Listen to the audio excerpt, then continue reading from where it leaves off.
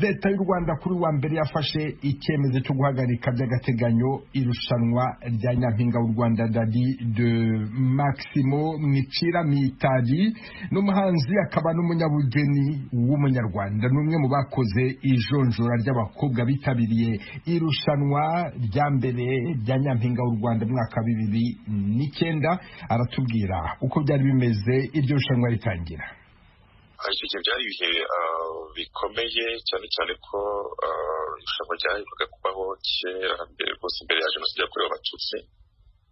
Icyo gihe rero byari bikomeye kubanza nyine kuganiriza abantu kugira ngo bamenye impamvu ya Miss Rwanda, impamvu yo guha nyine umwana w'umukobwa uruhare mu bikorwa byinshi cyane bitandukanye by'igihugu. Icyo gihe byagenze neza, twagiye mu ntara mbere tukabura abantu ariko bamaze kumenya ikintu cyakurikiyeho rwose tugize nk'Rwamagana, twagize abari benshi cyane, abantu nyine barabyitabira, ubona ari igikorwa gishyashya, ari ikintu cyiza cyane ko cyashyiraga nyine uburere n'umwanya umwana w'umukobwa yakwiye kugira mu muryango nyarwanda. Mbere rero nta kibazo twahuye nabyo, cyane icyo gihe twari abajaji batatu, harimo abadamu babiri nanjye. Twagize rero ibihe byiza kuzenguruka intara, ikindi noneho tunamenya ibice bigize u Rwanda, tunamenya nyine n'abo bakobwa bagiye baza aho uburezi n'uburere n'ubuhanga bafite bugiye butandukanye, twifuza nyine kugira ngo tubahurize hamwe hanyuma hazatorwemo Nyampinga w'u Rwanda. Mu myaka hafi 13 iryo rushanwa rimaze, ubona ryaramariye iki u Rwanda n'abanyarwanda? Ni ikibazo cyiza cyane kuko mu mateka y'u Rwanda ariko no mateka y'ibihugu byinshi cyane bya Afurika usanga twebwe mu Rwanda twamaze gutera imbere, cyangwa se mu biyaga bigari twamaze gutera imbere, ariko ugiye mu bihugu biriya cyane bya francophonie n'ibindi bihugu nyine bya Nigeria cyangwa se ibihugu byo muri Afurika, usanga umwari cyangwa se umwana w'umukobwa buri gihe agomba kuguma mu rugo gukora imirimo, ntagomba kwiga. Hari n'ibindi bibazo birebana no kunishyingirwa hakiri kare, abana bakiri bato cyane imyaka 12-14.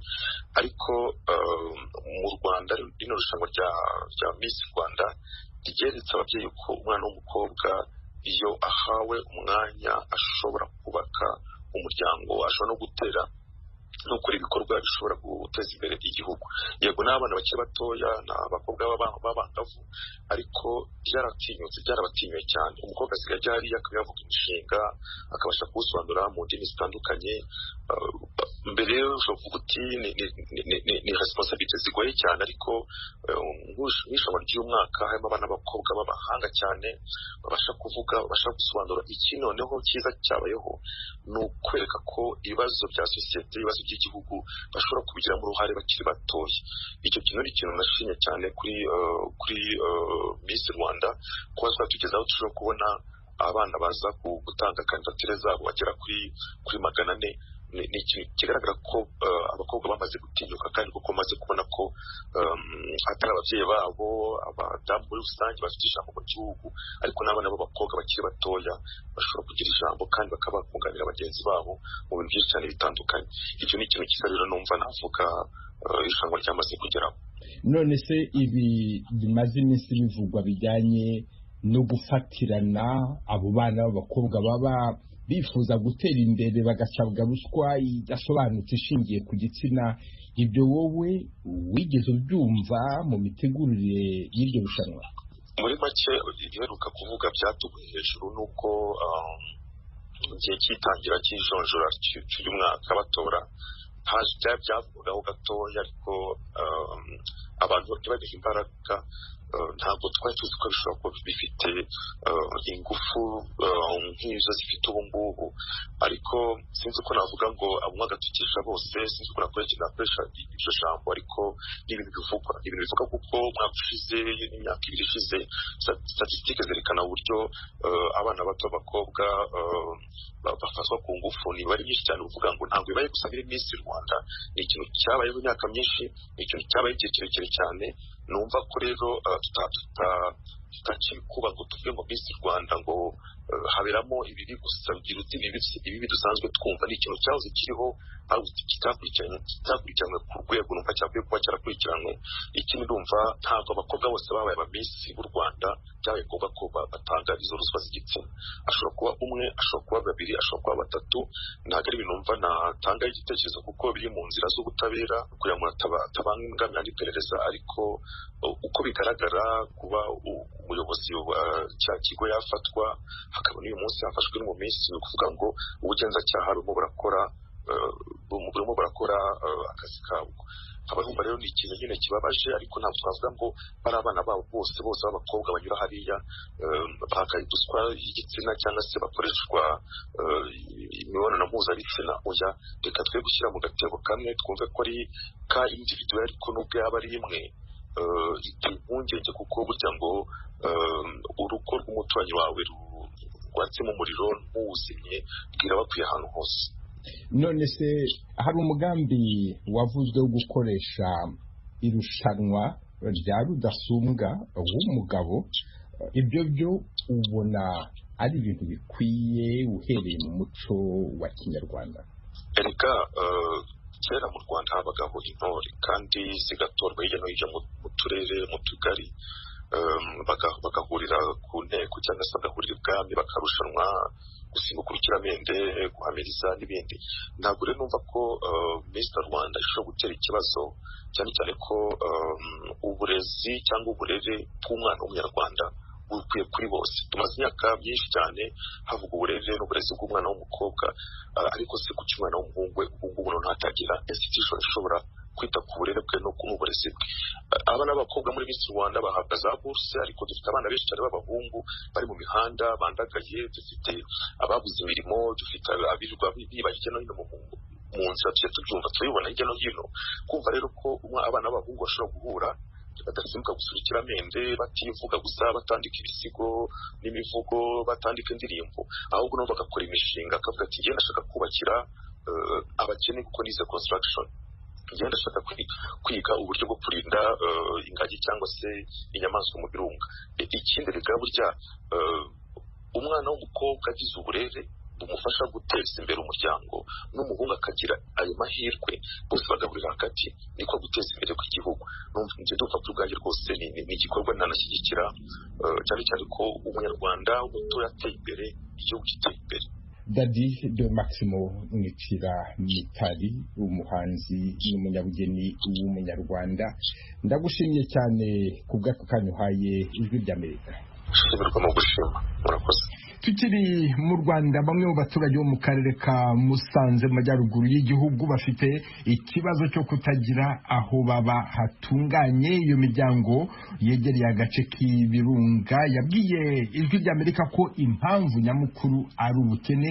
Umunyamakuru Ijwi ry'Amerika Eric Bagiruwubusa yarabasuye. Radio Ijwi ry'Amerika igera mu mirenge itandukanye yo mu karere ka Musanze mu majyaruguru y'u Rwanda, ni mu cyahoze ari prefegitura ya Ruhengeri, yahasanze imiryango biboneka ko ibayeho nabi mu nzu zitameze neza.